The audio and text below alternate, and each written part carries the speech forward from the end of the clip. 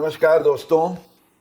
याद होगा आपको 29 अगस्त 2024 का वो दिन जब एक बहुत ही एक समय पे जिसको लोकप्रिय गिनी जाती थी ऐसी नेशनल सेविंग्स स्कीम को सरकार ने घोषित किया कि हम 1 अक्टूबर 2024 से बंद कर देंगे और उसके बाद उस पर कोई भी इंटरेस्ट या ब्याज निवेशकों को दिया नहीं जाएगा। निवेशकों के लिए ये बड़ी चिंता का विषय इसलिए हो गया क्योंकि उस समय जब 90s में एटीसीसीए के तहत ये नेशनल सेविंग स्कीम आई, उसमें एक विशेष लाभ ये था कि अगर आप अपना निवेश जो करते हैं वो तो आपको पूरा डिडक्शन उसके लिमिट के दायरे में मिलता था, उस पर जो भी अक्रूड इंटरेस्ट होता रहा उस पर आपको कोई टैक्स नहीं भरना होगा। और अगर ये पैसा आप अपने डेथ पर, अपने अवसान पर अपने लीगल एयर्स को दे रहे हैं तो उस पर भी कोई टैक्स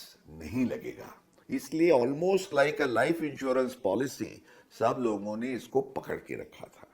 हालांकि प्रावधान ये भी था कि अगर आप इसको उठा लेते हैं अपने जीवन काल दरमियान तो पूरे की पूरी रकम, प्रिंसिपल और इंटरेस्ट दोनों टैक्सेबल हो जाएंगे।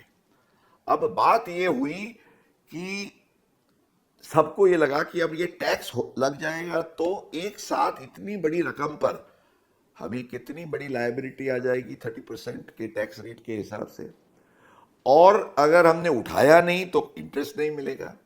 तो इस केस में जो दुविधा थी उसको सुलझाने के लिए बहुत रिप्रेजेंटेशंस भी हुए।